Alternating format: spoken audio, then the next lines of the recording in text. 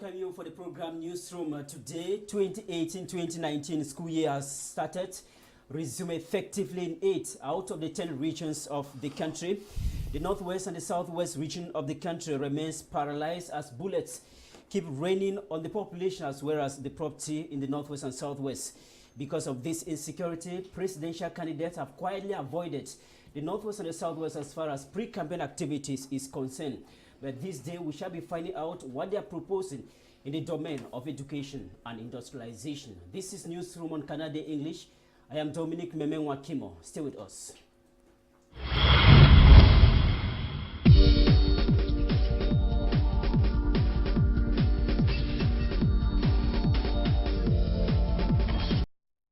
Let's get our top stories put together by Gladys Ambo.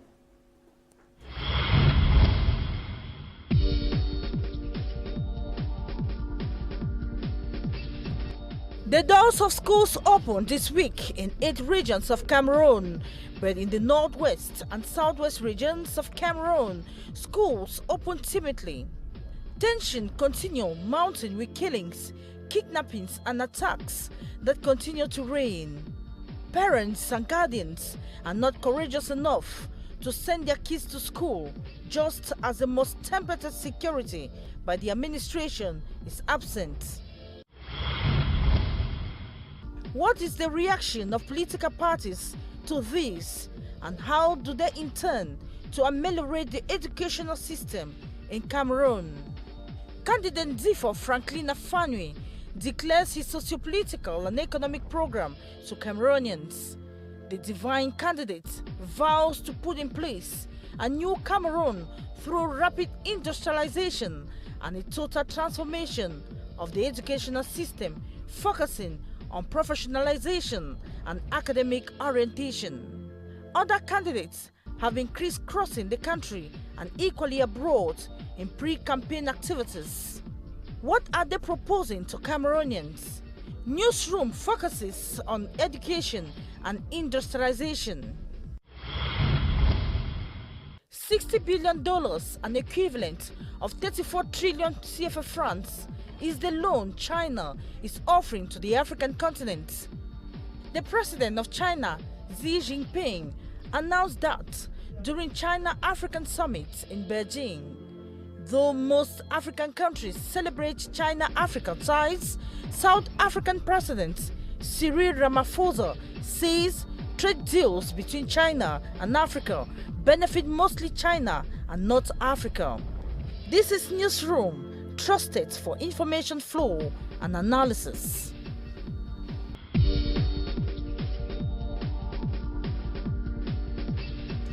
Thank you, Gladys Ambo. We start with this information just coming in for Martin Siente II of Oko was released yesterday. He spent over a week in the hands of kidnappers. Circumstances leading to the release of the phone has not been made public. Meantime, 3 persons shot dead.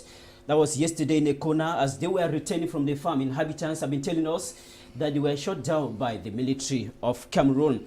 It is 1 year today since Mama Zemo Madeleine died in Kombo. Is the mother of one of our colleagues, Lambert Kevin, that reports from Kombo, where they are listening to us through Bui Community Radio Station in the northwest region of the country.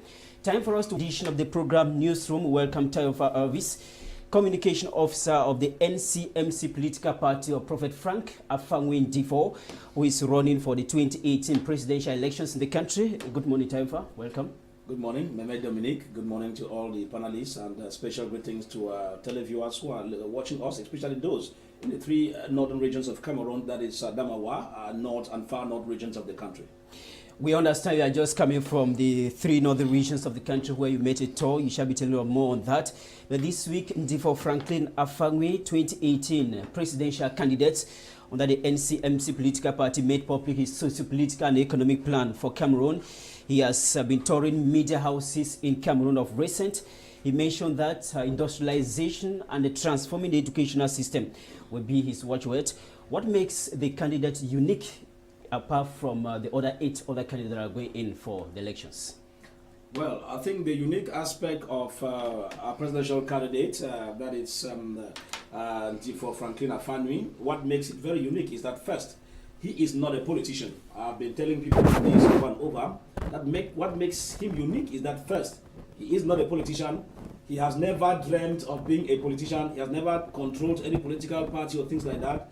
And the second aspect that makes him unique is that he is sent by God to redeem Cameroon and take Cameroon to Cameroon. Now, when you talk about taking Cameroon out of what we have today, meaning the man of God has noticed something wrong in the system that he intends to change. Obviously, when you are called by God, it means there are issues to address. And in biblical terms, you get to understand that once a prophet, even in Quran, we give high place to prophets, even in the Quran, Holy Quran. Now you realize that when prophets themselves are concerned in getting particular action on the ground, it means that we call that they are coming in what we call in pidgin last fight. Meaning that when things get worse and prophet gets engaged, it means that it is time to rectify certain issues on the ground.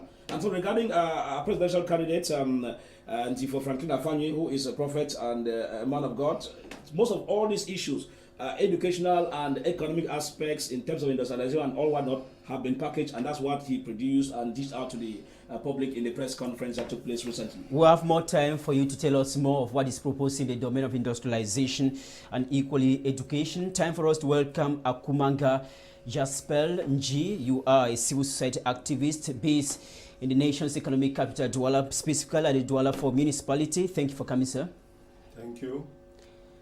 And I'm greeting all those who are out there following this our news program. And I guess by the end of the day, we are called upon to make the people to understand some certain truths as far as the country is concerned. Let's welcome you this question. This week, President Paul Biya attended the China-Africa Summit in Beijing, China, where the Chinese president promised $60 billion, an equivalent of 34 trillion francs CFA for the African continent. Many people have been thinking that China-African Summit or relationship is a win-win relationship. What is your take on the relationship between Cameroon in particular and the Republic of China? I think normally with the Chinese, if you ask my own point of view, they will never give something for free. So let's wait the days ahead to see what is hidden under the table. But as for me, it is not some way how welcome, because if you look on the street today, you see these bike guys. It was welcome in the country, but today it is a sort of hazard as far as the population is concerned. So talking of that money, we don't know what is hidden under the table. See then, before we know if it is okay or not. But for me, I don't think it's welcome. Several people think that Chinese banks have been giving loans to Cameroonians. Remember the 500,000 laptops they distributed. The money was gotten from China Exim Bank. So people think China is a development partner for Cameroon. Okay, thank you. Coming back to the laptops, as you earlier said, how much was the cost price of a laptop coming back to us here and other countries? That's why I say most of the times we might think that it is the best, but in reality, there's something hidden somewhere. And talking of loan, it is very normal for Cameroon to go and seek for loan wheresoever other countries. But then Chinese, particularly the relationship with Cameroon, somehow one never tells, but they are good. I'm talking of the quality of their goods. As far as Cameroon is concerned, they are not giving the best goods to Cameroon. I guess maybe they are giving, might be the third class, not even the second class to our country. For that reason, I don't think they are welcome. Thank you so much for coming. Time for us to welcome Abdul Karim. You're a Muslim scholar of the Bible. You're based in the northwest of Cameroon, specifically in Bamenda, where you are coming from. School started this week on the 3rd of September. Thank you for coming, sir. Let's welcome you. Thanks for having me. Now, what can you tell us about school resumption in the town of Bamenda, that is in the northwest region of the country, where you are based? Let me begin by praising our Creator and Fashioner and ask Him to send His blessings upon His prophet and messengers, and to righteous men and women who have lived, and to the panelists here, to you yourself, Dominic, and to everyone watching. Okay, I think the better question would have been, what is the circumstances of non-school resumption? Because we didn't have any school resumptions, and I don't see it forthcoming. in a country that has been plagued by all the vices that we know, especially in southern Cameroon, a government that is interested in having school to resume is not this government. They didn't show any interest, and it's written all over the world. People have been clamoring for certain criteria. People have asked the government to release those that are in jail unquestionably, to grant amnesty, to demilitarize the zone, to open a dialogue so that whatever caused school in the first place to halt can be extinguished for school to come back. But most importantly, we've not worked in southern Cameroon for 2 years, generally. You know, in a general view, we've not worked. We've lost more than 2,000 businesses in the small city of Bamenda. Then what would you give for southern Cameroon in total? What has this government done as subvention or incentives for these parents who have not been able to make money to pay school fees? What about the 300,000 internally displaced? Don't they deserve the right for schooling? What about 100,000 plus as refugees? Don't they deserve the right for schooling? What about the parents and students who are in jail away from southern Cameroon?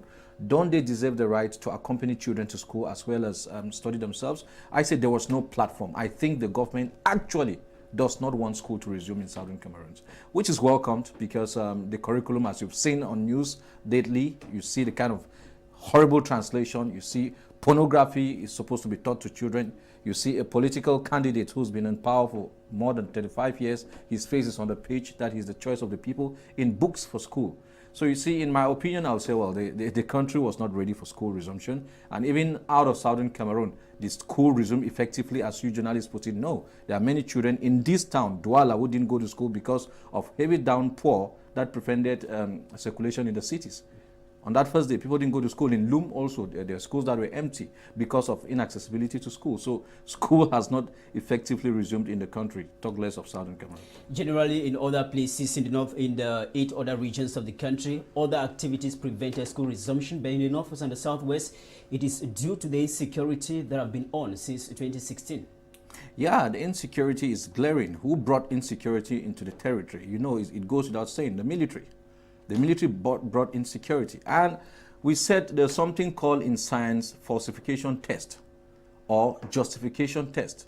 In other words, falsification test means if I ask you to do something that you claim you can do, if you fail to do it, you falsified. It proves you're false. If others are responsible for the insecurity, more than 100,000 voices have called the government of this country to pull out their military from the street. Let's see if we'll have violence, incarceration executed in the land. But of course, we know it starts with them. It starts with them. Yesterday, who killed people coming back from the farm? Who were shooting anyhow on Tuesday in Bamenda? The military. We have to address this and address it carefully. We've seen it, what they did in the north. We know exactly what this country's military is. And those girls who were robbed in the mud, who crawled in the mud for about 100 meters into the gates of CPC, are they not students? So we say it goes without saying, it's written all over the world. I think the Cameroon government does not want school to resume in southern Cameroon. Let's find out from a government that is still trying to get in there. Time for Elvis. What is the take of your political party as far as 2018-2019 school resumption is concerned in the entire country? Well, I think that in the first place, my party, presidential candidate as well, we have very much been worried about the school situation. You know, we have been saying that we don't need what we call window dressing solutions to school, because first, it's abnormal that even as you mentioned about Douala and other parts of the country, I think the conscience of those that man this country is dead. I mean dead. And sometimes I'm tempted to feel that there are more devils incarnate, because when we talk about education for all, it's not education for some regions leaving some regions out.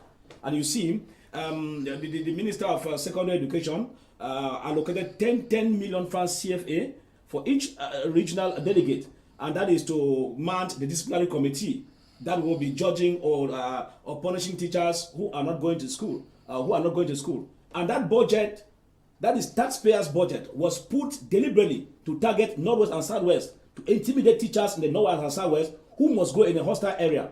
The question now is, why should hoodlums of this nature sit in Yaoundé and sign those kind of documents? They too should come and stay in the areas, in the war-torn areas. if they know that they mean business. Because at the end of it, we got a head teacher being killed in Dub of recent. It's bad news. These are the kind of people who are trying to go and teach who are trying to go to school in the turbulent atmosphere because they are afraid the hierarchy will punish them. But at the end of it, who is fooling who? That's the more reason why we say that this is the period to call a spade a spade. That's why you see with Abdul Karim, I like him because as a Muslim scholar, they have a simple system. Either you say yes or you say no. There's nothing like rigmaroling and passing in between the creeks. And that's the more reason why we say that this is a lunatic government. I repeat, a lunatic government, whereby we now require people who have conscience, who have the fear of God, to address issues directly. And if we do that, we'll not be losing lives. I want to tell you that I am not a prophet, but I am sure that with the method put in place by the government, more teachers might be kidnapped. Why? They live on these salaries and they are afraid.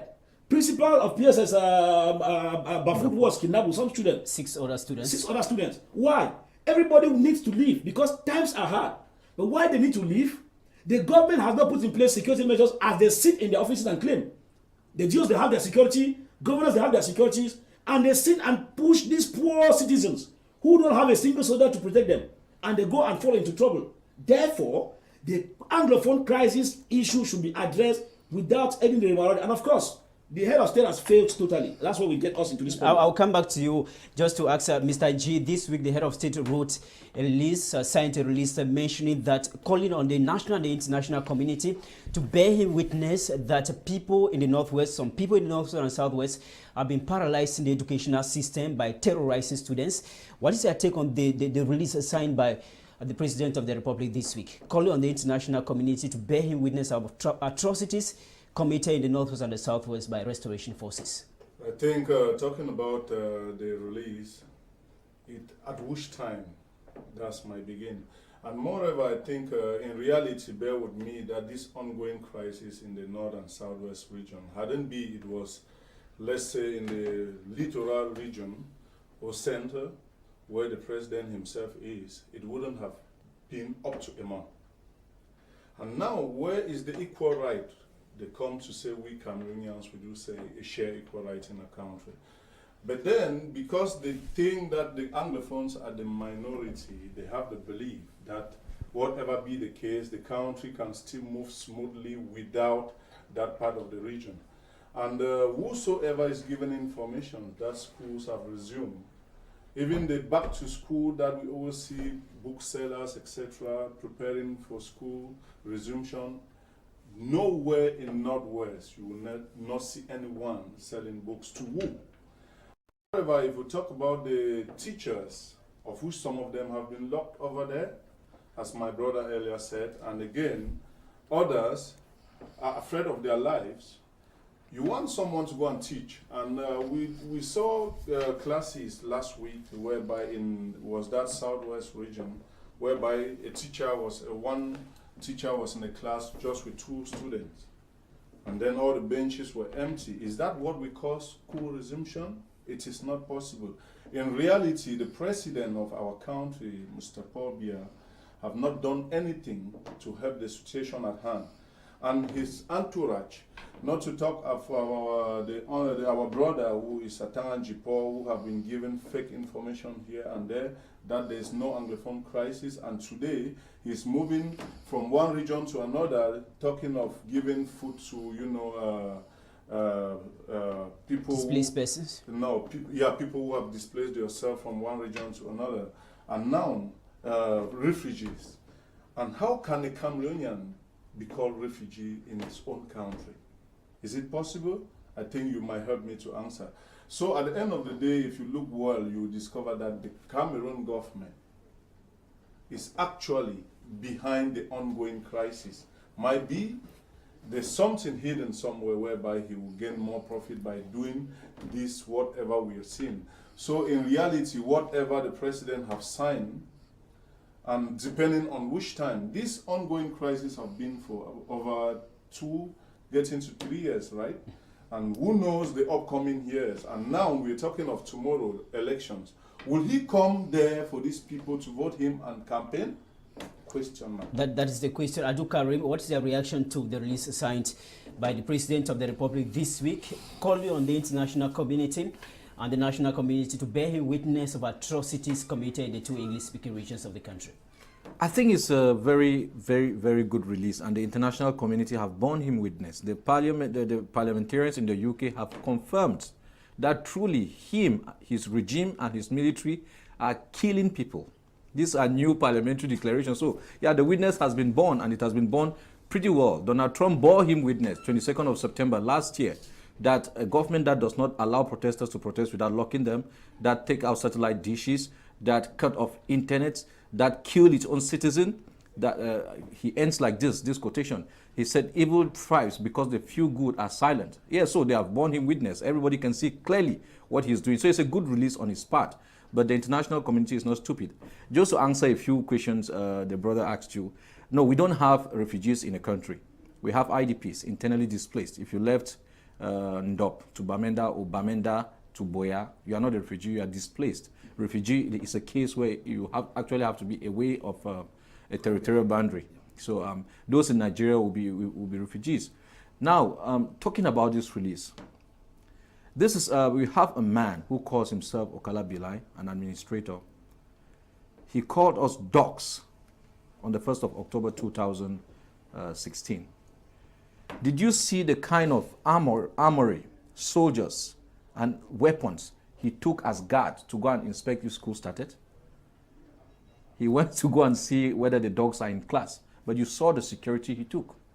So yes, the international community should bear witness on behalf of Southern Cameroonians, to bear witness on behalf of President Biya that they are seeing what he's doing. And it is very clear from the messages we've had from parliamentarians and other congressmen and women in the US, they have seen it clearly what he's doing. And they've tagged him as a barbarian. I'm sure you should have that video on YouTube. We have all the videos. Just to remind those that are watching us that we're expecting a Prince Ekoso. He is of the party of Akirimuna, running in for the 2018 presidential election. He has a little breakdown. He shall be joining us in the course of the program. Time for us to receive what the newspapers have been writing about this week.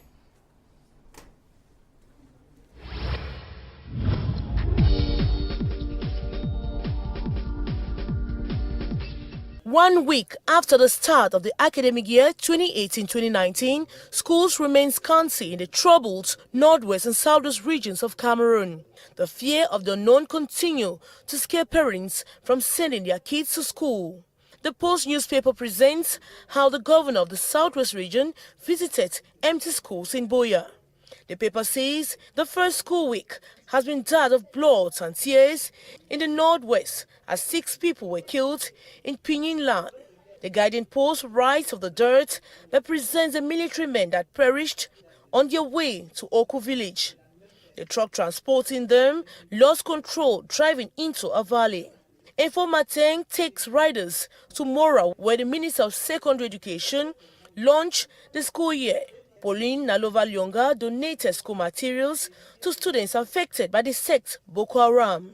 To the Star newspaper, Nalova Lyonga says education is a universal right of a child that is non-negotiable. 5 Nigerians, including a minor detained in Yaoundé alongside Ayok Tabe Julius and other Ambazonian leaders, the Post newspaper explained that it's not known why the Nigerians were arrested, but points that some of them are detained in a bunker at the gendarmerie headquarters in Yaoundé. In politics, candidates Ndifo Franklin Afangwi of the NCMC party declares his socio-political and economic plan for Cameroon this week. Media Freak newspaper explains that a new Cameroon is on the pipeline that will ensure the well-being of Cameroonians. La Nouvelle Expression captures all the pre-campaign activities of candidates and out of Cameroon, while stressing that some candidates, most especially the old ones, are dormant at the moment. In economy, Oral Plus newspaper explained how the French business magnate Vincent Bolloré has been crumbling Cameroon's economy. The Post newspaper says the African continent is to get 34 billion francs CFA loan from China. This was announced this week at the opening of the China-African Summit in Beijing, China. In sports, FIFA extends the mandate of Fecafoot Normalization Committee to December 16, 2018. The Star newspaper writes that FIFA SG signed the release on August 31, 2018. And former 10 newspaper thinks the Bar Jodene Happy-led Normalization Committee wants to enjoy the financial advantages of AFCON 2019 in Cameroon.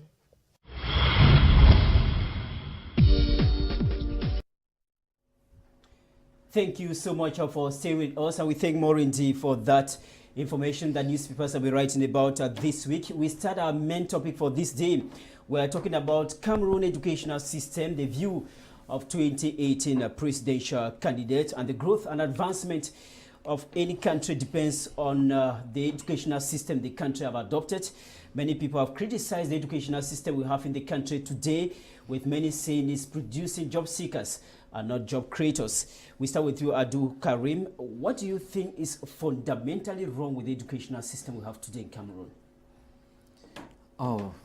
Thank you very much for that question, Mr. Dominic. Unfortunately, this is not the right time for me to talk about politics. Even if I loved politics, I'm really not interested. But since you invited me, and owing to the massive view of CANAL to English, one is forced to answer. Yeah, we have little or nothing to contribute to world standard in terms of the curriculum of education of Cameroon. Our education, yeah, in the years past, could address some basic things in life, but the tertiary level is totally absent. A question one should be pondering about is, what is the purpose of education? Education is simply acquisition of knowledge to be able to solve problems. I, being an entrepreneur, we source and provide jobs for young Cameroonians. We've done so for over 600 Cameroonians in the past 2 years. In the past 2 years before the 2 years that just came. You'll be amazed what you receive from graduates as application, virtually in pidgin. Their comportment, their communication, their attitude with themselves at work, their compositions of documents, totally weak. So we don't have an educational system. And if you want to think I'm joking, you being a journalist, go into seminars with journalists from Kenya, from Ghana, from Ethiopia, and then you see the difference between you with your certificate as equivalent to theirs and what they can produce as certificates. We don't have any system of education. It needs to be totally overhauled, but I don't know who is going to do that, because and that brings me to, if you permit me, to chip in something into what my brother said about the man of God. When you asked him what makes him unique, and it ties to the question, what makes him unique to think that he can change the educational system? Actually, to me, what makes him unique is the fact that he said his own is a divine call. It makes him absolutely unique, because Deuteronomy chapter number 18, verse number 19 says that a prophet, that a man that claims that he's a prophet and that God has sent him and does things in other names besides that of God is not from God and should be killed. Verse number 20 of Deuteronomy 18. And you can ask yourself, how do we know a true prophet from a false prophet? Verse number 21 answers, any man who says a thing and it does not come to pass, it is not from God, do not be afraid of him. So this is what makes, I'll call him the pastor, because he's not a prophet. The prophets don't exist these days, by definition of Deuteronomy 18. So now he has put a challenge on himself. If he does not win the presidency, it means God did not send him. And then it means he's a false prophet. That is what makes him unique. October 7 is going to answer the question or the statement you are making there. Time for Elvis. Let's start from you. This week, the Prophet Franklin Afangwe made public his socio-political and educational, socio-political and economic program for Cameroon when he gets to power. What is he proposing as far as education is concerned, which is the most important thing that people should have in the country? Yes, I think in the educational aspect, he made it clear to the cream of pressmen who converge at the party quarter out there at Ancien Sonel Nanga in Bonaberi in Douala. The idea was quite clear, because before proposing a solution, you should have identified a problem. That's the best way of approaching solutions to problems. Now, the presidential candidate, the man of God, I repeat, prophet, we'll be coming to that later on. Why we insist he's a prophet of God. It depends on the school of thought, on those angle you look at it. Now, the man of God insisted that there will be remarkable changes in the educational sector. As I said earlier, we have been able to peruse the errors in the present educational system. For example, you realize that the confusion we have in Cameroon here is because we are trying to merge the Anglo-Saxon system with the French educational system, which is not supposed to be so. It's given a kind of combination that does not match. Under normal condition, we have purely Anglo-Saxon system whose educational system is supposed to be respected in toto, just like the French educational system. But because the regime in power has decided to francophonize the educational system, that blend now comes in. French teachers who know nothing about English education have been posted to work in the in the Anglo-Saxon educational system. And that's where we have the confusion coming up. What do we do? In a way, from all of this, we realize that even though President Paul Biya says education, primary education is free, but it's not free as we say. I repeat, it's not free as people say. Because when you go to some areas, some nonchalant headmasters in the government schools still take money. Some tell you, if it's 1,000 or 2,000 francs, some insist on increasing PTA levies, which still makes it cumbersome on the side of the parents, whereas that was not what was supposed to be. So what do we do? Coming back to our presidential candidate, Prophet Ndifo Franklin Afani, an educational measure has been put in place. What is the first step? The first step is to define the educational system in Cameroon, whereby the Anglo-Saxon educational system is reviewed and brought back as it's supposed to be, while the French educational system is reviewed and maintained where it is, nothing like blending. Now, the next step is to ensure that primary and secondary, I repeat, primary and secondary education is made free and compulsory. Underline the word, free and compulsory. Because when President Biya said primary education is free, he did not make it compulsory. And so you go to some areas in the far north region of the country, the extreme north of the northwest, places like in Akwaya, some of the parents don't deem it necessary to send their children to school, even if it is free. Therefore, there's going to be a legislative law, which means that parents will be penalized legally for not sending their children to school, because scholarization must be at the forefront of our agenda. Some parents will argue that they don't deem it necessary sending their kid to school because those they have sent to school earlier on are not, they don't have jobs, they have nothing doing, they're still in their house. That's a good question. That's why we're coming into that. Once we have made primary and secondary education free and compulsory, the next thing now that comes in now is professionalization of the educational system. We call professionalization of it. Meaning that there are going to be professional schools put in place to take people towards where they belong. And you know, in all schools we have what we call guidance counselors. I'm sorry, the guidance counselors we have in schools now are sleeping and eating state money for work not done. Because when you see a child from private school and get into secondary school, a guidance counselor is supposed to know from the way this child is performing in education, should this child be best placed to move to technical, to move to commercial, or to grammar?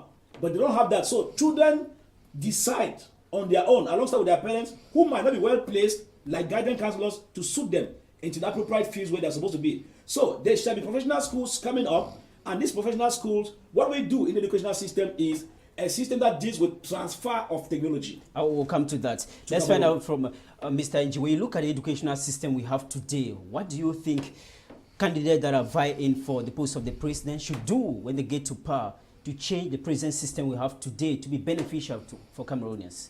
I think from what our brother just said, coming back to the two educational systems we have in Cameroon, most of these schools we call bilingual schools are not even supposed to exist. Because when we talk of bilingualism, it should be 50-50. But then none of these schools, being in Douala, wherever, even in Northwest, will you find the teachers giving 50 English, 50 French. That is already a problem, of which we really need. These people fighting in should first of all start thinking of that. And now, I want to find out, now they are giving a lot of promises for the fact that our candidate, Prophet Frank, is already having a ministry, of which most of these churches have been struggling to create schools. What have he done at the beginning stage, at least to create a school to show an example of what he will do tomorrow? I doubt. And coming back, as we earlier said, he is a God-chosen one. That's a very good statement. And then, we're not talking about a candidate per se. We're looking at what is he proposing as far as education is concerned. That should be our point of focus now. Yeah. From what Tayon just explained there, their way of professionalizing education, what is your take on that? Yeah, for me, I think there should be a problem in the sense of what he is proposing now, that tomorrow it will be possible. Reason being, he would have started now for the fact that he already had a ministry to create even a primary school. I don't know if there's one, but I doubt if there's one. From there, we can be sure that tomorrow he will be ready to change the system. But the system is so corrupt in such a way that for one to change that system is not a day job. Just for instance, when we talk of these lycées, that should be a government school whereby for your child to go in, you don't need to spend a lot. But bear with me that for your child to have admission in one of the lycées we have around a country, you spend more than what you will spend in private sectors. So I think already that's the problem. And coming back to the English, unless this problem we have at hand about the Anglophone teachers, whereby you go to the English-speaking zone, you find Anglophone teacher, Francophone, pure Francophone teachers teaching there, imposing the Anglophone, the teaching system of Francophone to the Anglophones. You know, and most of these things, we should start this bilingualism from the primary level, oblige it to all the students. It should be 50-50, because if Cameroon is a bilingual country, then being our president who is there, or whatever president that will be coming, should be ready to address the nation with all the both languages. So for that reason, I'm pleading with them that they should start from the primary sector, nursery sector, even the pre-nursery, bringing the children to be bilingual in such a way that tomorrow we will not have this problem of Anglophone, Francophone in our country. Let's pick up from there. Adu Karim, we understand that after the 1st of October, when lawyers started the strike, teachers took over. They were denouncing the imposition of the French system of education in the northwest and the southwest regions of the country. What do you think the next president of this country should do to solve the problem we're having today? Yeah, like I told you, I'm not interested in solutions anybody wants to bring to Cameroon in general. And just to bring into perspective, the Anglophone crisis is far separate from the Southern Cameroon problem. The Anglophone crisis, you could date it from the 1st of October 2016. Southern Cameroon problem, on the other hand, you could date it back to the 1950s. You can start from 1958, and especially it came to light in 1961, and then came to another bigger light in 1972, and then to the light of light in 1984. That is the problem. So now, yeah, the Francophonization of our systems, which includes judicial and as well as the academic system, is horrible. It's just day and night. You know, we used to go to from class 1 to 7, making us solid. You used to, my mother told her, you have to use your left hand to touch this other ear to be sure of age of going to school. Look at students in what they call, what was that their thing, ENS. You look at people who want to go and teach, 20 years, 21 years old. You don't teach with certificates only. There is experience. You need experience. You need maturity that comes with age and time. It's not just about acquiring certificates. All to do what? All because in the first segment of the union that was not there before with French Cameroon, Anglo-Saxon education was at the top. With the help of the Basel mission and the Catholic mission, it was at the top. How do they blend it with theirs that were so weak? They reduced our 7 years to 6 years to match theirs. Because we're at the top internationally, competing with Japanese, Americans, British, but they could compete nowhere except in France. As a matter of fact, if you have that, they think they are back, or what is equivalent to advanced level. You cannot do masters anywhere in the world except France. If you have GCE A level, you can do masters everywhere in the world, including France. So how do they get along with this? All right, okay, let's blend it. Let's take it, make it a given, mix everything and have a cocktail. You don't have cocktail of education. It's either education or nothing else. So that's what they try to do, in my opinion. Call it a cocktail of education. Yes, you don't have It's that. a description there. Yes. Yeah. So what you are proposing now is, what you are saying is that you don't see any practical change that any candidate can bring in as far as resolving the educational system is concerned. My brother, to resolve one pin on the table of the Southern Cameroon problems, you start with the identification. If not, you're wasting time. This is why I say I don't want to waste my time articulating these things. You have to start, who is the Southern Cameroonian? Then you address the other one, who is a French Cameroonian? Answer that question and then you can suggest proposals or suggestions to other answers. If not, I say you're doing ini, mini, mini, more. Tumbu, boss, Tayon calabash. just mentioned there that the English and the French system of education will be developed independently. That is why the party is proposing. And Is this that is not a good idea? Any idea which does not address the identity of the problem before the idea is a farce. And that's why I say, because I like men of God, most of my friends are pastors and priests. But when you say you're a prophet, you put yourself in a great dilemma. Because if you make a mistake and you're saying you're divine, the call is divine, are you telling me God made a mistake? Because you've put all your eggs in God's basket. If anything goes wrong, it means God made a mistake. And in the history of God and his prophets, you've seen it. As a Christian, tell me one prophet who failed. No, they took it from one step to the other. Why? Because what came to them? Deuteronomy 18:18, I will put my words in his mouth. Whatever he says, it came from me. So it means that if Pastor Frank, I call him Pastor, because on a scholarly level, he knows that you cannot be a man of God who preaches from the 4 Gospels in the Bible and the letters, and you call yourself a prophet. No. Every prophet came with their own revelation. Moses came with the Torah. Jeremiah came with the book of Jeremiah. Jesus came with the Gospel. Muhammad came with the Quran. Where is yours? You're preaching from books that have been written, and then you say you are a prophet. Where is your revelation? So this is why I say, my pastor friend, under normal circumstances in this country, I would associate myself with such a candidate. Because he preaches good morals, he's again vices, he's a man of God. But when you overstep that bounds and you make yourself God's messenger, then I say make sure you don't make a mistake, because we'll ask which God sent you. That is it. Yeah. Tayo, some candidates are proposing the shutting down of some schools in the country because these institutions incarnate neo-colonialism, like they now. Now, probably before I come to that, I just wanted to remind my fellow friend, brother over there, that the aspect of saying because we're talking about educational system, we should begin by operating schools doesn't function like that. I think there are process of everything that you do. If you open a single school when you don't have the administrative power to maintain a policy, you cannot open a primary school, a secondary school in your ministry because you want to be a presidential candidate when the policy of the country where you intend to implement the policy has not permitted you to move in that policy.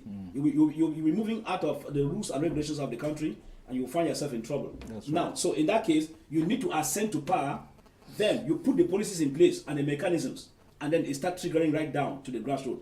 Thank you very much. And then coming back to the issue of educational system or shutting down some.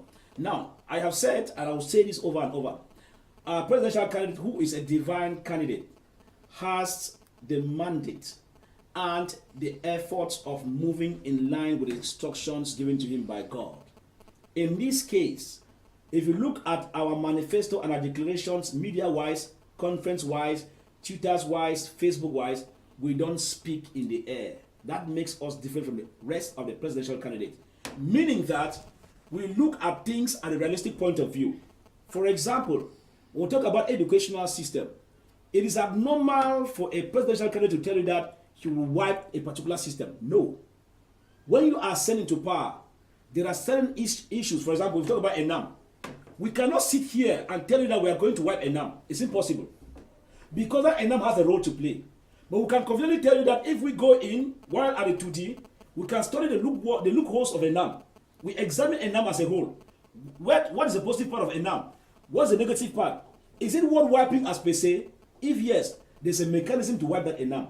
Is it worth maintaining and to upgrade some few issues that corruption has been moving in? If yes, ENAM is maintained, restructured, and you get a new ENAM as it's supposed to be. That's how we work on the realistic point of view. Therefore, taking conclusions as for us, because what you envisage while out of a 2G is different from what you envisage while you're in 2G. There are two different things. The eyes you see out of a 2D are different from what you envisage when you're in 2D. So, for educational system, we keep on saying that, and most of what we propose will be progressively. And that's why I say that when you have a man of God who comes to lead a nation, he does not tell you that I will do this, I will do this, I will do this, because most politicians have failed in their career because you arouse the appetite of the electorate.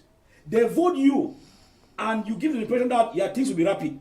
You get into power and realize that there are debts to pay, there are these things to pay. You need to view the economy. At the end, you cannot satisfy them. But in the course of campaign, you need to tell the people what they are supposed to do while you're in power. You are correct. Yeah. That's why we have been saying that. Like for the education system, as I said that in our own policy, we look at things realistic and concrete. If we talk about ENAM, for example, what I'm saying here, we say that no. We have not declared that we are going to wipe ENAM or are going to cancel the educational system. We are going to restructure, as I said a while ago, that for the purely Anglo-Saxon system, which you enjoyed while in school. For those of us who school in the North and Southwest, for example, I schooled in CPC Bali. I enjoy the purely Anglo-Saxon system like a man who's in Stase. Now, in this case, it becomes abnormal that I was in the University of Boya, and now I hear the whole place has been Frenchified. It becomes a problem until French lecturers are lecturing there. So our own here in clear terms to tell Cameroonians is that we are going to redress these systems. People who are English-speaking oriented, in real terms, teach in Anglo-Saxon institutions. Those who are purely French-oriented, teach in French educational system. By so doing, we'll be able to have a system whereby meritocracy takes precedence in everything that we do. So for education, like you mentioned of ENAM, I'm just reminding over and over that while we're making issues professional, the other professional schools, ENS and all the like, Abdul Karim said something which is quite correct. For example, a child is 20 years old and is already in ENS. Those are some of them are even they buy themselves way in. It's abnormal. Now during practicals, last 2 years before the crisis erupted fully, I went to Government Technical High School in Batu, Chomba. The day I went there on the opening of the school, of the day, I met more than 70 student teachers. In these student teachers, more than 50 of them were French speaking. They could not explain themselves in English, but they were coming to carry out practicals in a purely Anglo-Saxon system. That is adulteration, and that's why we say that in our own system, the presidential candidate is going to restructure all this. Let a purely French imagine if you study accountancy in the French educational system, then imagine you are posted to teach accountancy in a purely in a government technical high school, for example, Bamenda. It's not normal. No. Because even the accounting system in the French system, the methodology are different in terms of application from what we call the Anglo-Saxon system. Let's find out from Mr. Nji. We're talking about the educational system, and many people think that the technical education in Cameroon is equally failing. What do you expect this candidate to do at the domain of technical education? No, actually, talking of the technical education, we lack technicians in Cameroon. So for me, what I would advise is that they should focus more on the technical part of it and industrial. Because a lot of students, they do go to school, come out, and one issue also should be the orientation.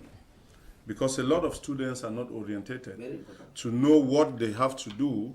Because, you know, I always have a say, I say students do see the world through their teacher.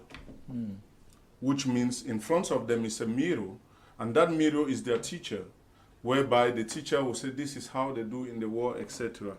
But then, and if we don't have good teachers to give them the materials needed, they already fail.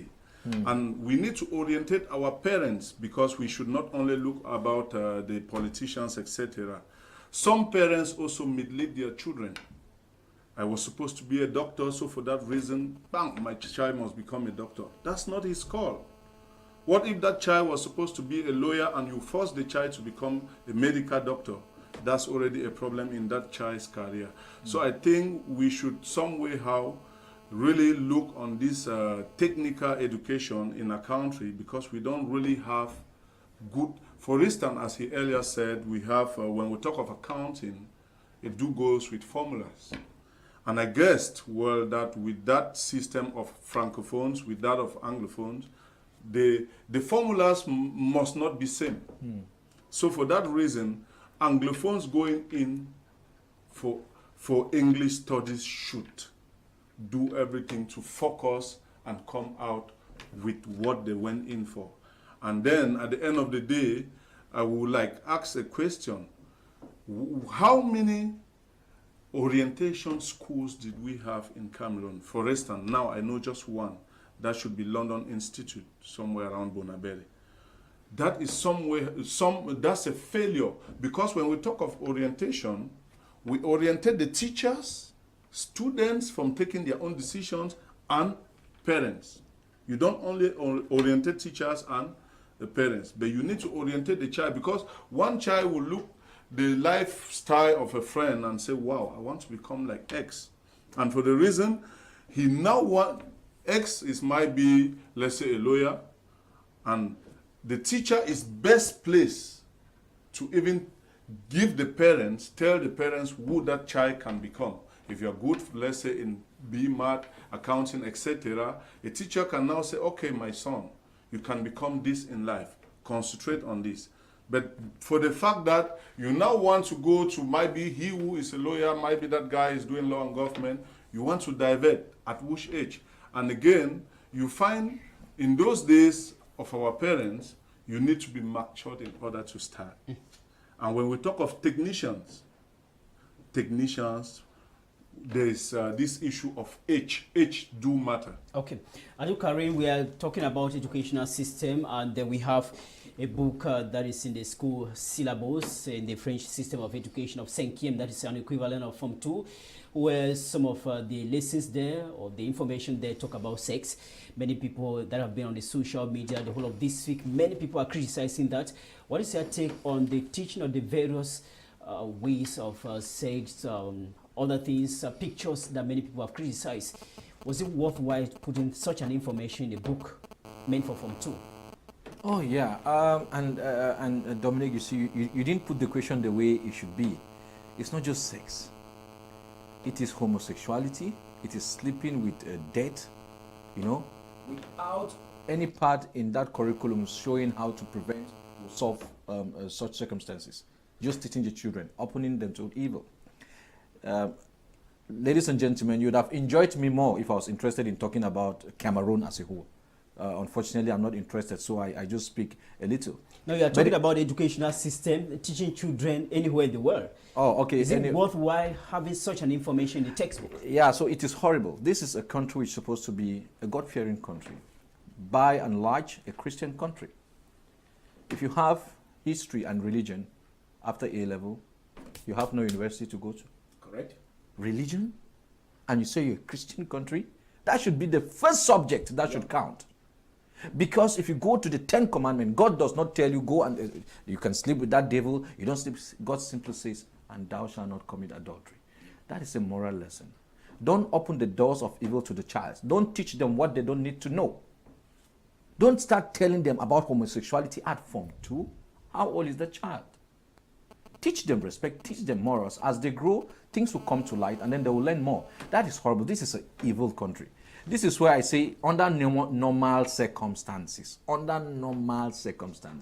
I would have maybe, as you said, to talk to Pastor Frank and tell him, my brother, may God help, under normal circumstances, because it needs people who understand minimum about God in this country. Minimum, just minimum. You see, so to me, that is out of the way in a Form 2 book. And I listened to a psychologist yesterday saying that if you don't teach these children these things, they will learn them from the world and become so disastrous. No, but what does that book say? Does the book teach them how to stay away from it? No, it simply tells them about it. That is the problem.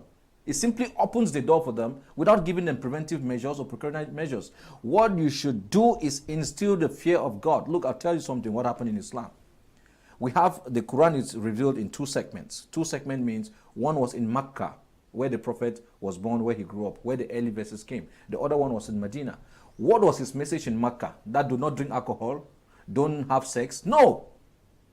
In Makkah, people were having all these things, killing women, having female children, and killing them as they were born.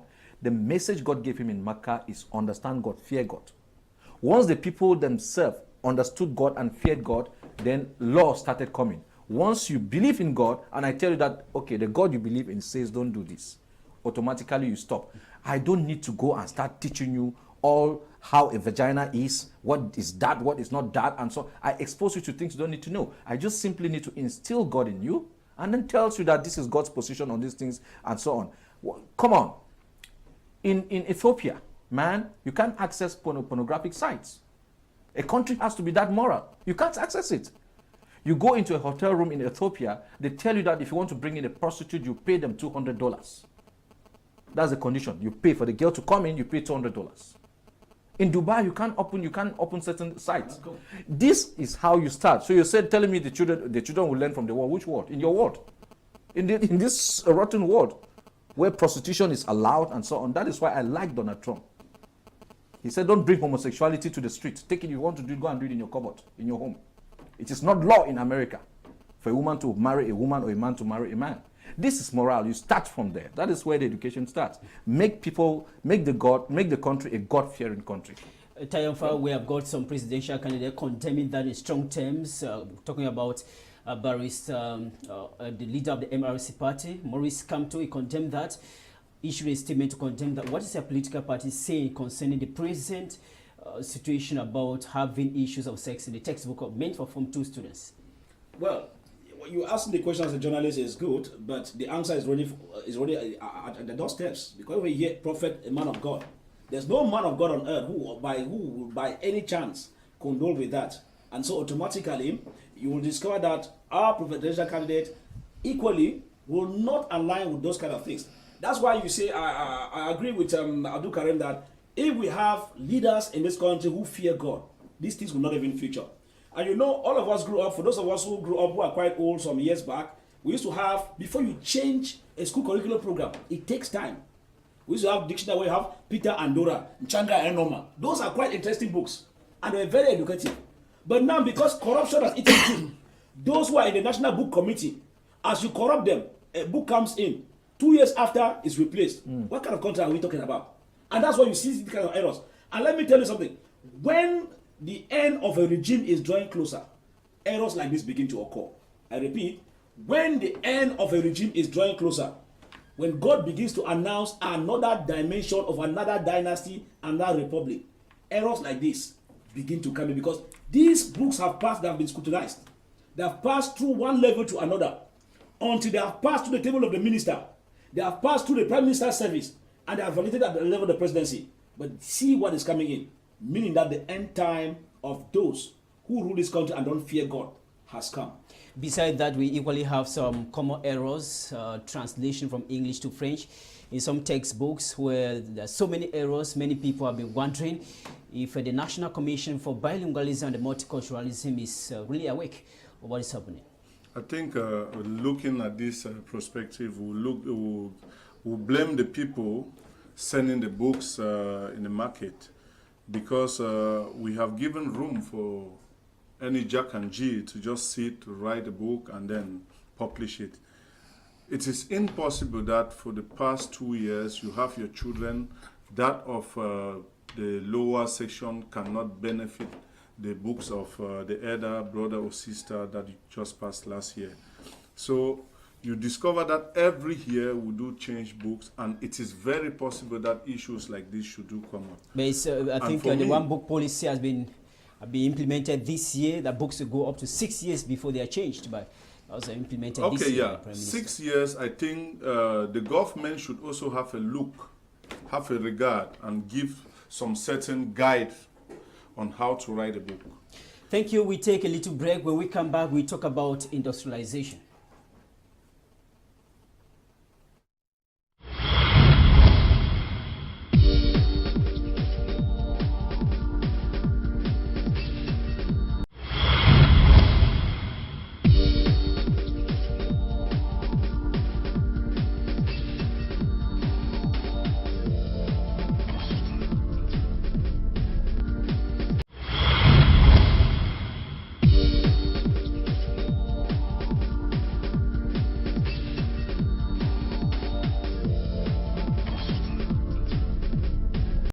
Thanks for staying with us. Cameroon is principally an agricultural country. Besides this, the country is blessed with natural resources, but most of these resources are taken out of the country as raw materials, fabricated there and re-imported into the country for Cameroonians to purchase with high prices. The question we are finding out from political parties representing or entering for the 2018 presidential elections is what they are going to do in order to improve on the industrialization process of Cameroon. Time for Elvis. Your political party, what is their take on the domain of energy, which is the backbone of any industrialization in Cameroon? Well, I think that for us, it's clear, it's well defined, and I'm happy you are asking me because what we're doing here is that we are concerned with what we have and not what other presidential candidates have. Everybody has his own agenda. Now, for us in an agenda, we first of all are worried. I said in all our studies, we have been able to look at the problem, the problematic part of it, before looking at the solutions. Because you sitting here, there are times we come here, light goes off, which is abnormal. Now, while some other countries who are borrowing energy from us sit and enjoy the energy, we sit here and we suffer from shortage, low voltage and other, which damages some of your equipment in the houses, even your cameras and other your electronic gadgets. It's a worry to us. So what do? We first, in our industrialization process, we are laying more emphasis on energy. We are saying that all those, first of all, we have alternative sources of energy to put in place. Apart from hydro, we are talking about wind turbine. What do I call about? I want to talk about solar to be fully implemented as part and parcel of the economic system of the country.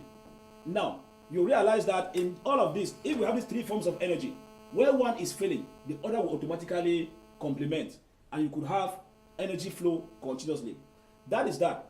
On the other hand, in our program put in place by presidential candidate Zifo Franklin Afani, it's very clear that when it comes to this source of energy, we are equally going to make it affordable. Because when you have constant energy, more people go in for the energy, you extend it to rural areas, more people have it, and the cost per unit can drop so that everybody can enjoy it. If you go to Europe, for example, energy is not a problem. Somebody can put this on his light for 10 years. He will not be saying, let me put off my light because I'm afraid the bills will be too high, as we find the exorbitant bill, taxes being accompanied. Meaning that we are going to reshape that so that the taxes that accompany the electricity bill, making it very high, will be stepped down to the barest minimum so that even the woman in the rural area, the family in the rural area should enjoy this energy. Now, when we have three components of energy existing in Cameroon, it means that it's the first step of solving energy problem and moving towards industrialization. Now, maybe I proceed to industrialization. Go ahead. All right, now for industrialization, we have made it in a way.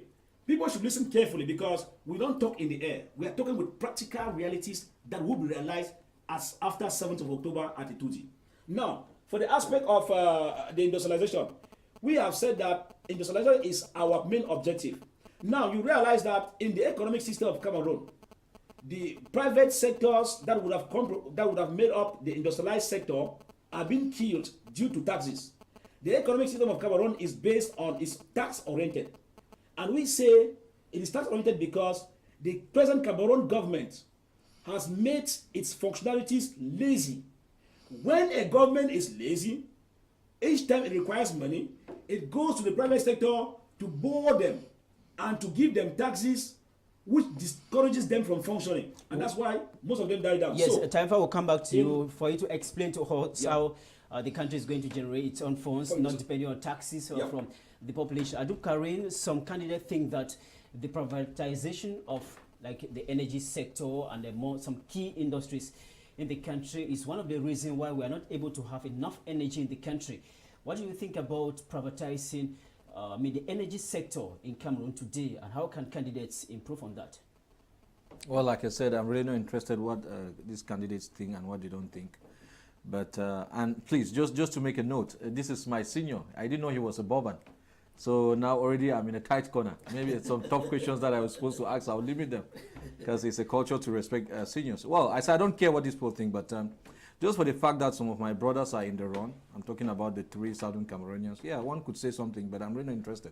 Without power, you can't run anything. Not your phone, not your life. You need food to get energy. Not your life, not your house, not especially a country without power. And like he has mentioned, there are many alternative sources of power. There's hydro, there is wind, and so on. There's solar as main as the mainstream. You see that in Bamenda, for me to get electricity with my Menchum 4 that can supply the entire West Africa, imagine. it comes from Edea. It has to go across how many control points for the police to check the electricity before it gets to me. So this is horrible. Well, so if you want to run a country pretty well, you should have power. And yes, privatization to an extent, depending on the context, yeah, would hamper enough energy production. And I really don't want to dwell there. But now the problem I have, Senior. Yes, move on. The problem I have is, you've outlined how Pastor Frank is going to help Cameroons.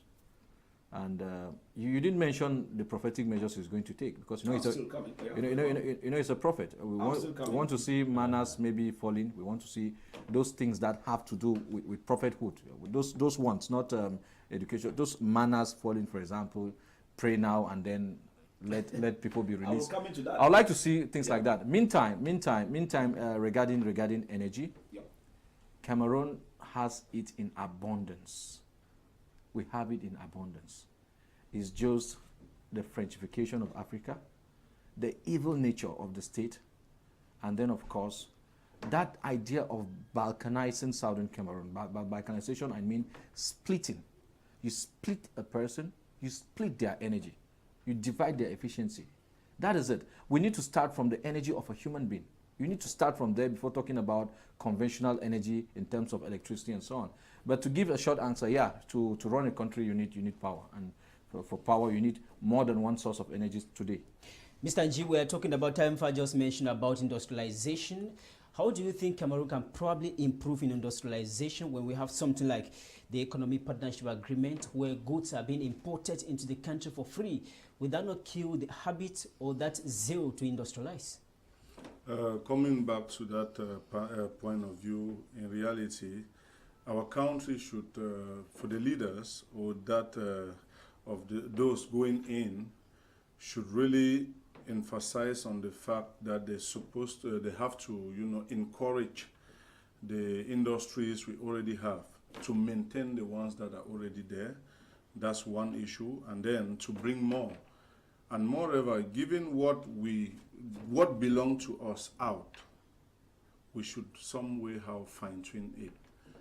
You won't bear with me that to the common fact up to, I think, water, drinking water, potable water, we don't have it in Cameroon. Let us be clear and be truthful to each other. We don't have good drinking water in Cameroon. But then, if you look what we are sending out, like the Tangi, etc., the price for an average Cameroonian to afford is so expensive. But then we prefer giving it outside for, let go away price. Other countries receiving from us will even sell it more cheaper than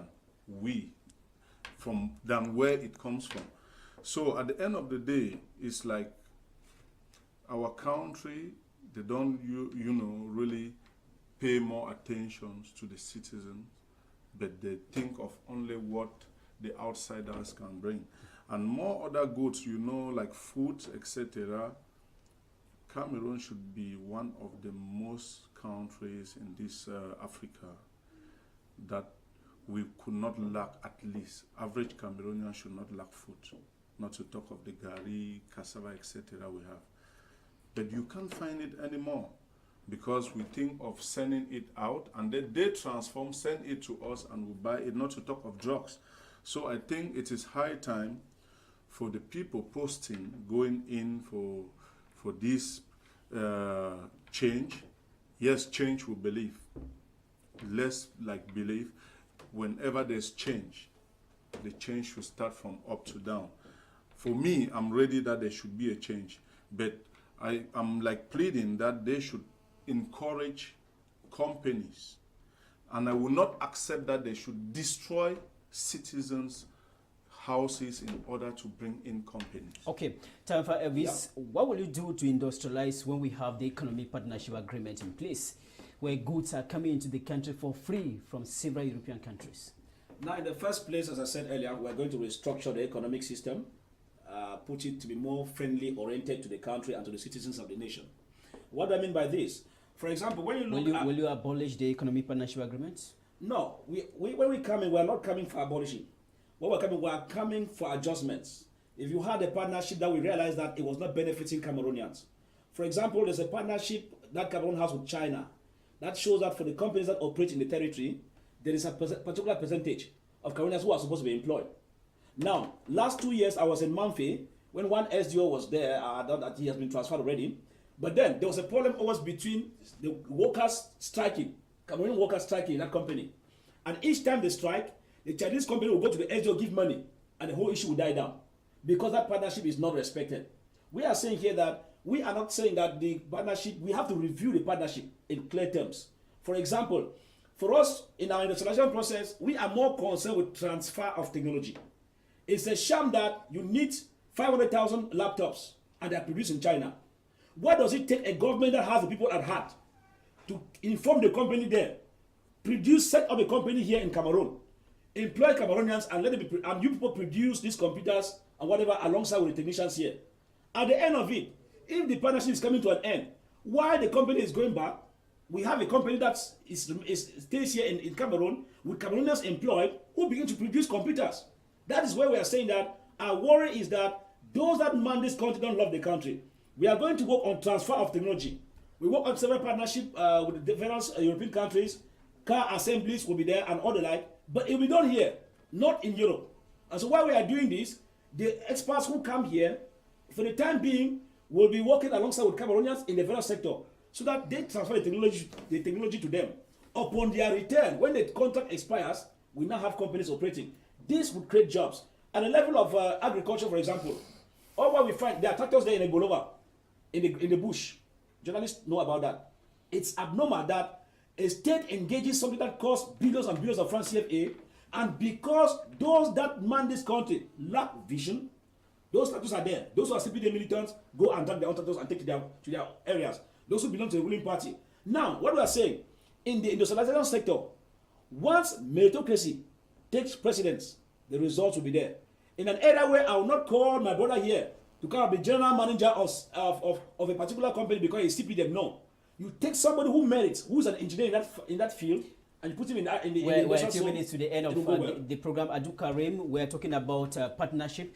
We remember that this week there was a China-Africa summit where the Chinese government promised $60 billion for the African continent. How do you see the relationship between China and the African continent? Is it a win-win, or China is gaining more than what African countries are gaining from the relationship? Yeah, in that regard, I would say the investor generally has an urge over the investee. So China is the investor in this case, and you can see like President Biya going to beg every day. So it's no news that China will opt to donate because others go to beg. You know, that's why the likes of Julius Malema, who is now very bold to tell the whites in their faces what kind of partnership we'll have, is important. Yeah. And there's no bad thing in partnership. In international relations, international businesses, there must be partnership. And countries like China, with the manpower and other resources, yes, of course, they may look for what you call in Germany Lebensraum, a new space of development, new space of living. So it is fine, but it depends on the bargaining power of the receiving country. Cameroon does not have any bargaining power. The only bargaining power they have is we will give you opportunities to come and do business the way you want. And then talking about this industrialization, I was very disappointed with a man that I should have been respecting if he was not compromised, Barrister Akere, on a program called Le Soir and Face at the Equinox, when he was addressing issues. By the way, Mimi Mefo asked him a lot of the questions in English. He answers for about 20 seconds in English, continues in French to please the Francophones, which is okay for him. But he didn't mention Bamenda in his lips. He didn't mention Kumba. The only place he mentioned in southern Cameroon is Victoria, and he called it Limbe. That's the only place he mentioned about the fall. He has no plan for these people. But the first plan is to create an electronic train that should leave from Douala to Yaoundé and then from Yaoundé to Ngaoundéré. So, yeah, those are his words. So, it is quite amazing that southern Cameroonians are behaving like this. And if all of you, including Pastor, don't start addressing southern Cameroon as it is, then I'm telling you that you're joking. All these things you're preaching about Cameroon. Unfortunately, Prince Ekoso is not here to I- defend his I- candidate. That's why he's Let's regretting. I'm regretting why he's not there. let's find out from you. There are many times we have seen a Chinese company gain, a project in Cameroon, and we see Chinese laborers being brought in to come and carry out many activities in their companies here. Is that not detrimental to the Cameroonian population, where these companies are supposed to employ Cameroonians to reduce the level of unemployment? I think it depends on the agreement and the contract that was signed. And moreover, I think talking of the labor, we think when each time there's a new company, Cameroonians should benefit more rather than bringing outsiders. And again, going to the sectors where we bring outsiders, you need to find out, because sometimes we don't have people who are specialized in that domain. So for that reason, as we earlier said, by creating more industrial firms and technical schools, etc., it will bring up Cameroonians who are up to the task, and whenever there is a challenge like this, we won't see it. There were years behind where Fungindam, calling him his name, had to go right up to America, sign a degree to bring Americans here to come and work in those days. Later, Cameroonians now see it necessary to go in for welding work, and a lot of them now have the certification and they can do the job. And remember when we had pipeline project, bear with me, somebody like one who was in the field, none of Cameroonians, our brothers, were the welders. None of them did the welding work. Reason being, we do not have qualified Cameroonians. We don't have qualified firm schools, but I think today, and in those days, for one to be a maritime worker, you need to go to Ghana, go and bring back your certificate. Why not creating us here, as our brother earlier said, to train Cameroonians on the spot and then give them the job? So sometimes we should not blame the country for bringing outsiders to come and do the job. Bear with me that hadn't be, we have Cameroonians who are more better, they couldn't have gone out. Tayo, from all indications, many people say President Paul Biya, the regime, is drifting from the West towards China. What would be the way for your own party if you get to power? Will you maintain the relationship with the West, or you move towards China still?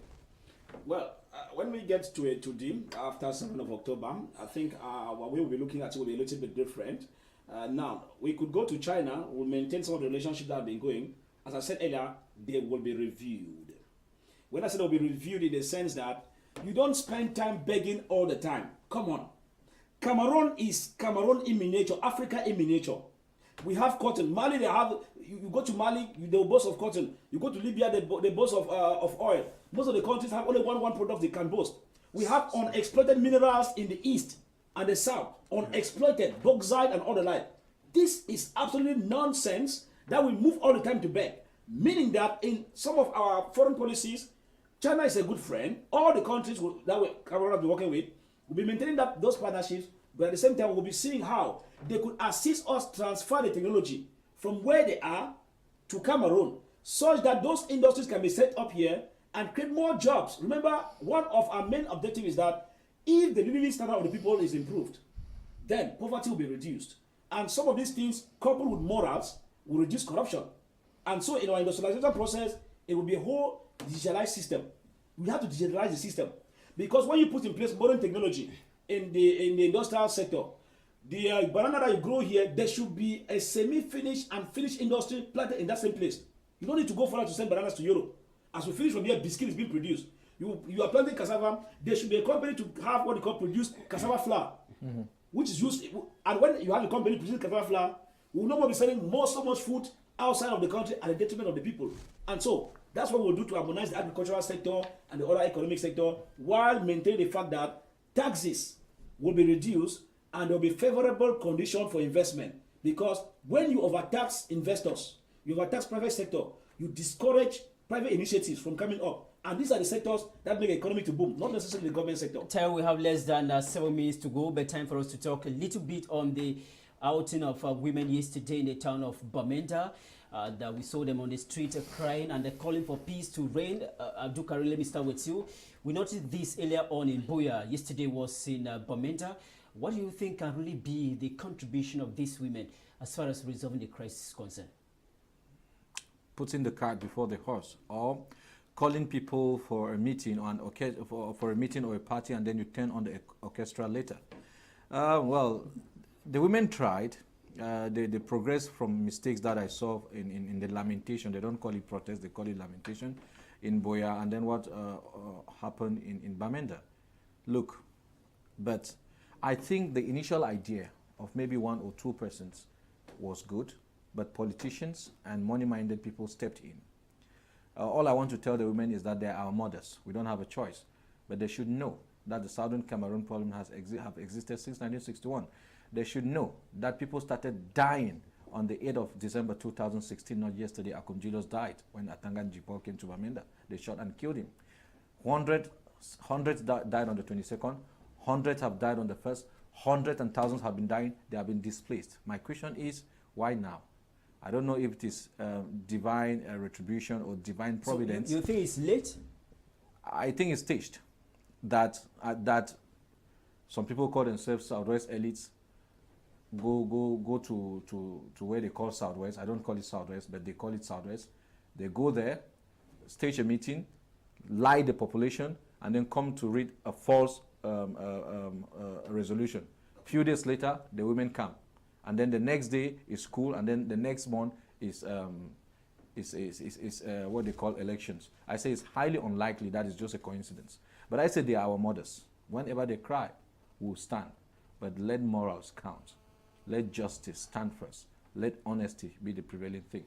The Takumba women have been coming out many times. And what I just want to ask Pastor for me, please. Yep. How he proposes to change the law. Is he going to follow the law according to Jesus? If somebody slaps you, you give the other cheek. According to John chapter 5, verse number 30, if the right hand makes you to sin, you cut it off. Is he going to be a prophet of God, or is he going to follow a constitution of the West? Mr. Nji, many people think the lamentation of the women, first in Buea and secondly in the northwest of Cameroon, is politically motivated. Not at all. And moreover, they just profit. And one thing I would like to make our brothers going in to know is that as politicians, they are servants of God. God chosen one to go and lead the people. They should not become masters. Because most of the times they should bear in mind that they are servants but not masters. Because you know, even if you are a president, a leader, you are called to save the people, not to go and become a master. And then coming back to our mothers, whatever they are doing is because the killing is too much. Every day and night, you don't know who is killing who and who is fighting against who, which country is fighting against which country. But at the end of the day, before you discover your child is dead. So whatever be the case, they have the full right to go out peacefully just like they did. You look well, they were having peace plan with them to go and, you know, see if the government can listen to their cry. Okay, time for Elvis. What is your party or candidate proposing as far as the Anglophone crisis is concerned in general? Well, as far as the Anglophone crisis is concerned, before coming to that, let me just add briefly. Very briefly, what the women did is quite good, like moving and lamenting, as Abdul Karim rightly put it in clear terms. And it's a good initiative, but I always want to add that where we are is far off from moving on the street, from sitting and crying, from making comments on TV, on radio, because the regime is adamant to the rectifications and the realities of those in the northwest and southwest. Meaning they have an evil agenda. That if you like, you stand on the mountain and blow a trumpet, you will surely be singing a song. Now, coming back to the realities here, it means the regime should only be, once there's a change of regime, we can begin to see a green light for the Anglophone crisis. Now, coming back to the issue you just asked concerning the Anglophone crisis as far as my presidential candidate is concerned, first, as I said earlier, it's when you have a man of God or a prophet who comes out for a particular issue, it means the issue is read. Now, what we are proposing or what we have in mind is that the killings going on in the northwest and the southwest region caused by the military is unacceptable. And by so doing, we are pressing it because we don't have the power to cut these things short. I can talk from here till tomorrow. Bia's military will continue to kill. And so what we say is that anyhow that we have the possibility of getting those in the northwest wherever they are, if they have the slightest possibility to contribute in the quota of getting a man of God at the helm, because once we get to the helm, the first priority will be to start tackling the issues of the killings, because if you remove military, as Adum Karen said, from the Anglophone area, you begin to solve the problem, because the military are instead causing havoc, burning houses, and calling names of people terrorists when they themselves are terrorists. Thank you very much, Taifa Elvis, for coming. Thank you so much. Yeah, thank you very much. Abdul Karim. You get more of our manifesto and more things on your media platform as the days go by. Abdul Karim, thank you for coming from Bamenda to enlighten the public. Thanks. It was my pleasure. Thank you so much, Mr. G, for accepting our invitation to come and discuss the program Newsroom today. Yeah, it was my pleasure also. And all of our technicians, we thank you so much. All of you who watch us and listen to us through Boy Community Radio Station in Combo in the Northwest, we thank you so much. Invite you to watch a rebroadcast of this program Newsroom. That will be tomorrow from midday to 1:30, and equally don't forget at 8 p.m. tomorrow, watch the program Evidence. We shall be receiving Barrister Fu John So. He is the lead counsel of Ayuk Tabe Julius Sisiko. That is and equally the Ambazonian leaders that were deported from Nigeria to Cameroon. In the program Evidence tomorrow from 8 p.m, he shall be telling us more about the court case of Ayuk Tabe Julius and others. I'm Dom.